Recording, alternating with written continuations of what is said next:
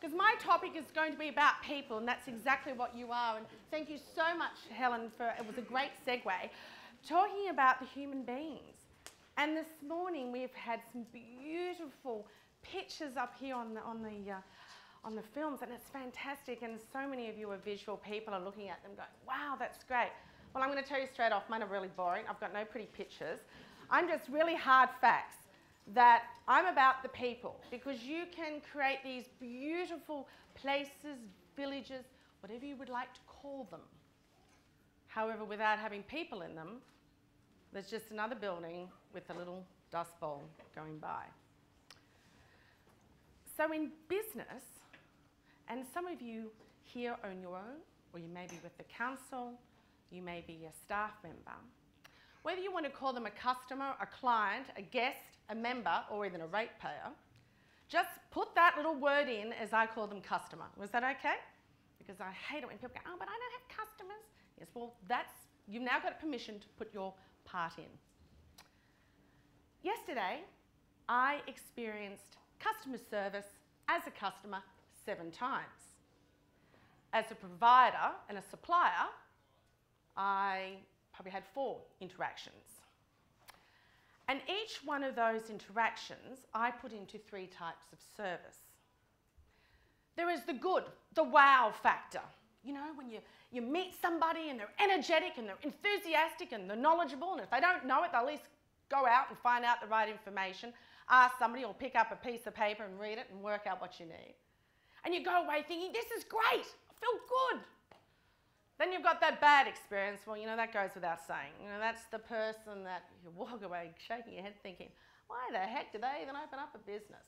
How, you know, do they know what sort of person they've employed who's standing on that front counter going, oh, my day would be better if I didn't have those customers come through the door, you know? Can't they see I'm working on the social media page here with Twitter?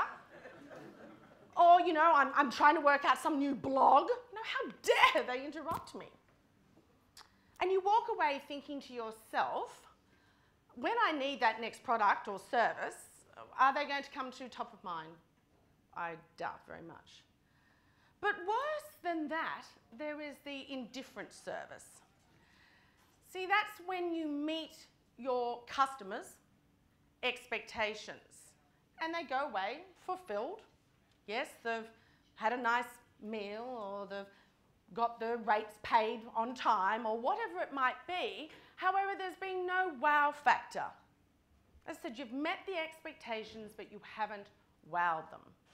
See, I call this the Tim Tam factor. You know, you have one and you go, oh, I'm going to have some more.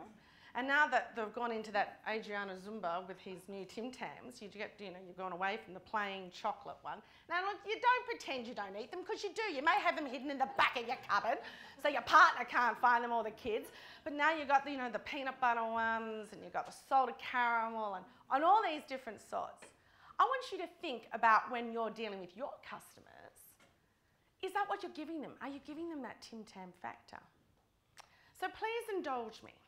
Just for a moment, I'm going to ask you to close your eyes and think about the experience you had yesterday when you were a customer. So just close your eyes and think about the experience yesterday when you were a customer. Now, over those transactions, I want you to focus upon that positive transaction. Actually, I call it an interaction when it's positive. It's not a transaction. Get back that feeling you had when you had that experience and you've walked away. Now, keep that focus in your mind and that feeling. And when you open up your eyes, I want you to think, is that the way that I provide service to every one of my customers yesterday, the day before, last week, last month, last year? Yes, you can open up your eyes, the ones that haven't. Please don't fall asleep. If you're going to fall asleep with my voice, honest to goodness, it'd be a miracle. I grew up on a turkey farm. Believe me, I can holler from here to anywhere. Think about that experience that you've just felt. Do you provide that to your customers every single day? And do your staff do the same thing? See, after 20 years, myself and my 100 employees, I can assure you, we have heard every sales pitch and been provided every service in what we do. Because we look at your business through the eyes of your customer. And over that time, I've discovered, or I've put together, 3 E's that I call them, make it really simple for you to remember. Expectation, experience, and evaluation. Expectation, experience, and evaluation. So I'm going to give you some tips and ideas and some case studies, but I'm also going to take you on my journey of being here in the Pittwater area, of my expectation, my experience, and my evaluation. So what are your customers' expectations? What are they expecting from you? How do they first get to know you? Is it through a business card that somebody's perhaps given out? Is it a billboard, newspaper, some flyer that they've shoved in your letterbox? Even though you got that sign saying no junk mail, they'll still stick it in when you're not looking. Hands up those who have got the car signage that says, you know, I do X, Y, Z, and here's my little logo here. And anybody got that? Oh, that is really good to hear that nobody's got that. Wow, you're all driving cars around this area and don't advertise yourself. Well, maybe that's an idea. However, let me suggest something. If you are the person who parks incorrectly when you pick up your child or grandchild from the school, goes around roundabouts going to people, don't put signage on the side of your car, because that's not providing great customer experience, is it? You know, we've got lovely Neil up here who's the remedial massage. If Neil walked around the streets grumpy and going in all the shops and very highly stressed, we'd think, and he's on his shirt, hey, I'm a remedial massager. She'd go, yeah, sure, maybe you should change your job. But he isn't. I've sat with Neil this morning. He's lovely, he's calm, he's relaxed. He's exactly what he says he is. And therefore, that's the customer's expectation, is it not? Now, my expectations of Pittwater go back to the mid-70s. I was quite young then. And I went to Narrabeen, the sports camp, with an RSL youth club. I was in the trampolining section. I can't remember how I got there. I don't remember the food. I don't even remember who was there. All I can remember was that 10 seconds before I got up onto that trampoline, my mind went blank. Can you believe that? And I stood there and I shook with terror while everybody looked at you at the age of 10 going, oh, well, she's an idiot, she doesn't remember what she's doing. So my expectation of Pittwater was that memory all those years ago. And for some of your people that come into this area, maybe they haven't been here for that long. You know, maybe it's been quite a period of time since they've come to the Pittwater area. So you're a very little closed community. It's beautiful when you get here. I've got clients at DY and Harbord. I've had them for the last 10, 15 years, but I've never ventured any further than that. So when I did come up last Wednesday, because Paul's been asking me to attend and speak today for quite a while, I thought, well, I like to know where I'm coming. So I came up and I had a beautiful lunch at the Inch Cafe, and I wandered in and out. I popped into the pharmacy, popped into the post office, popped into all different sorts of things, and then I went to the news agency. Now, I don't know who owns the news agency. I've got no connection with them, but I had to buy a birthday card for my son. Now, they were quite busy, purchased the birthday card, and as she went to ask me for the money, she said, do you need a stamp?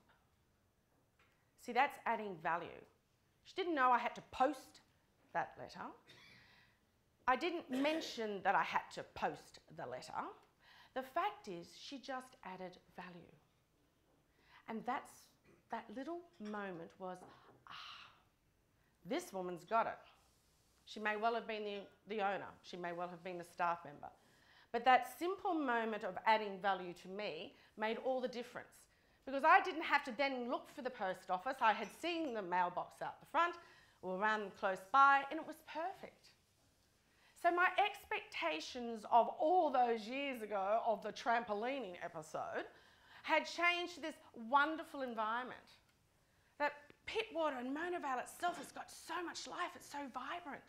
So yesterday I got here earlier and I went into the Blacksmith Cafe and I talked to the owner there last night. I rocked up again for breakfast because, I said to him, oh, I'm going to get to that Bayview Golf Club at 7:30 in the morning. Goodness knows I'm going to eat.